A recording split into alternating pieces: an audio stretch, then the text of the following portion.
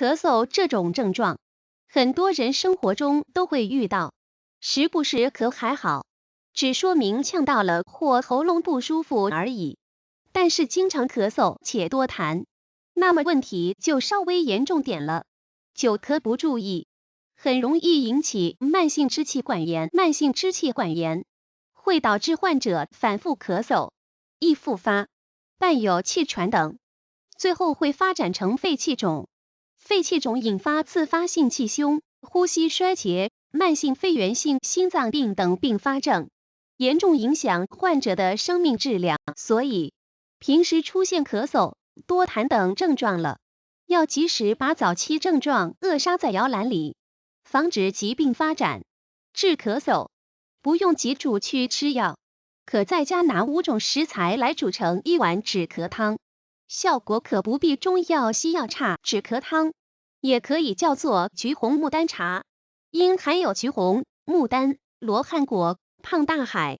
甘草这5种食材而得此名。这5种食材一起配伍，止咳效果更强劲，能治疗咽喉肿痛、咳嗽痰多、前咳无痰、咽喉异物感、咽喉灼热等，同时还具有抗菌消炎、消肿的作用，有效改善慢性咽炎，预防肺气肿等症状，非常适合咽喉疾病患者饮用。橘红，归肺脾经。本经冯源中有记载，橘红专主肺寒、咳嗽多痰，虚损方多用之，闪久嗽气泄，又非所宜，具有消痰止咳、理气宽中的作用，适合用来治疗久咳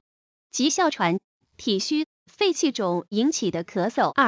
木丹又名栀子，含有3萜成分，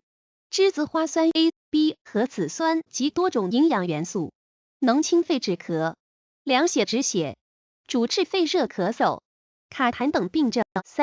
罗汉果具有清肺润肠、清热通便、清肺止咳的功效，可保护嗓子，治疗咳嗽不爽、咽痛等症。胖大海味甘凉，性寒，能清肺化痰、利咽开阴、顺畅通便。甘草补脾益气、清热解毒、祛痰止咳，可用于气喘咳嗽，还有抗炎、抗过敏作用，保护发炎的咽喉和气管黏膜。止咳汤橘红木丹茶的做法：各食材的用量：橘红8克，木丹8克，罗汉果6克，胖大海5克，甘草4克2。所有食材准备好后，一起捣碎，放入锅中煮50分钟。过滤掉汤渣，服用汤水，每天1至2次。实在不会自己动手做的人，也可选择一些方便的茶包来冲泡。有咳嗽、多痰、咽喉肿痛等烦恼的人，不妨每天来1碗止咳汤，早喝早好。